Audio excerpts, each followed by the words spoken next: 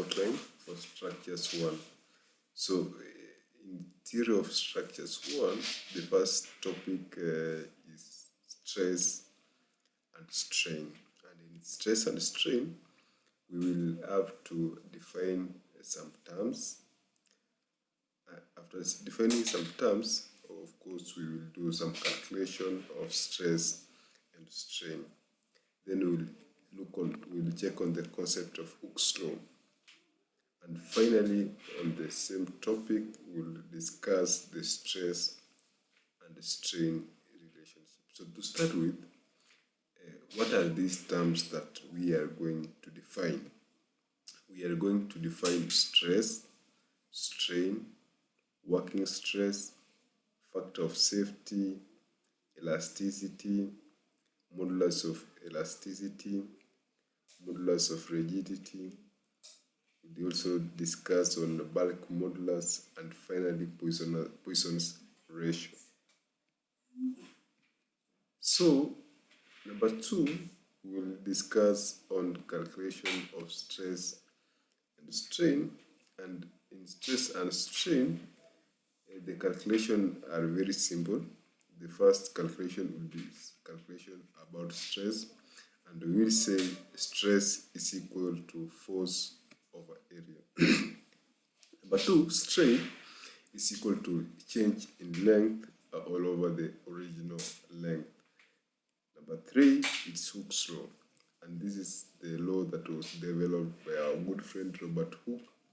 And the law states that when a material is loaded within its elastic limit, the stress developed at any point within the material is proportional to the corresponding value of strain developed at that point. So we say when a material is loaded within its elastic limit, the stress developed at any point within the material is proportional to the corresponding strain developed at that point.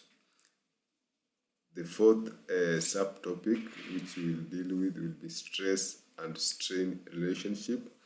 And in stress and strain relationship, the first aspect that we are going to discuss is the deformation of a member due to external load. Number 2, it will be stress strain curve for mild steel in tensile test showing all the salient points. Next, it will be deformation of a body due to self-weight. Finally, on the same, it will be stress in members with varying cross-section. Then we look some concept of principle of superposition and shear stress and strain. The second topic will be composite material, and in composite materials we will have to define what is a composite material. Secondly, we will look at compatibility equation. Next, it will be equilibrium, and finally we will be able to determine composite material calculations. So the definition will define, of course, what is a composite material. And compatibility equation, we have 2 compatibility equations. The first equation says that the total force applied, it will be stress 1 by area 1 plus stress 2 by area 2. That's our equation 1. And our second equation says that force over deformation or deformed length or change in length 1 will be equal to stress all over change in length 2. And the topic number 3, it's my favorite topic. We will deal with the temperature stress. And in temperature stress, we will define what is temperature, then state stress equation, then application of the formula. So we will say that in temperature we'll have to define the temperature stress. What is temperature stress? In stress equation, of course, stress equation, we have our equation as stress equal to actual strain by Young's modulus. Then application of the formula will follow. So in application of the formula, we will have to find temperature stresses in bars with uniform section. Then we'll have to calculate temperature stresses in bars with a varying cross section, and also temperature stresses in composite bars. Our topic number 4 will be types of supports and loading system. So to start with the types of support we have 4 common types of support. We have simply support, we have cantilever support, we have roller support, and pinned support. Then the loading system, we have a concentrated load, we have uniform distribution load, we have varying load, and we have uniform varying load. Topic number 5, it will be shear force and bending moment diagram. So in shear force and bending moment, we'll have to know exactly what is the shear force value, then bending moment value, then we'll discuss some concept of how to plot a shear force and bending moment diagram, and finally on the same topic of shear force and bending moment, we'll have to define what's a point of contraflexure and also how to calculate the points. Topic number 7, it will be theory of symbol bending, and in this topic we'll have to learn some element of symbol bending. Then we'll have to know the general expression that are involved. Finally, we'll have to know the behavior of force in symbol bending.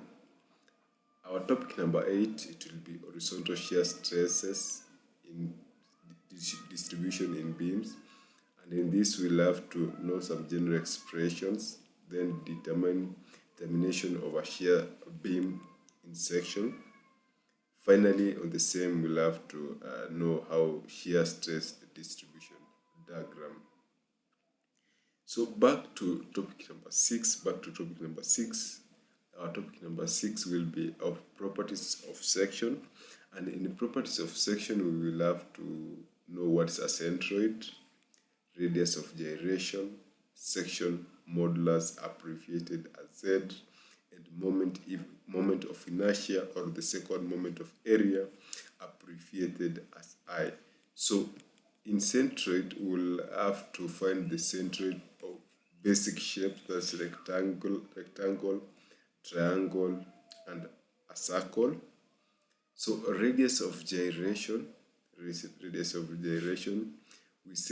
of gyration of a lamina is the square root of the ratio of its moment of inertia to its area. So we say radius of gyration of a lamina or an area is the square root of the ratio of its moment of inertia to its area. And finally, on the same, we'll also have to find the section modulus Z. Then finally is the moment of inertia I. So moment of inertia of a lamina, we'll discuss that, the theories of finding out moment of inertia, and we have two theories. We have the theory of parallel axis and also theory of perpendicular axis. So finally on the moment of inertia, we'll discuss about moment of inertia of a triangular, rectangular, and a circular section. Topic number 9, it will be column and struts. And in columns and strut, the subtopic are the slenderness ratio of long and short columns. Then the second subtopic, it will be concentric and elastic loading in columns. Next, it will be a Rankine's Gordon formula. Finally, on the same, it will be critical load, that is in columns and strut. Mark you, this is a topic that is repeated in Module 3. It's a repetition. It is repeated in Module 3. So if you understand it well, it will help you to pass in Module 3. Our last topic in Module 1, it will be analysis of structural plane frames. And in analysis of structural plane frames, it will be, of course, types of frames. To follow it, we'll discuss something about magnitude and direction of members of a frame. Then we have a method of analysis, and we have three beautiful method of analysis. The first method, it will be joint resolution. The second will be method of sections, and also graphical method. So, and finally we'll learn some concept of tension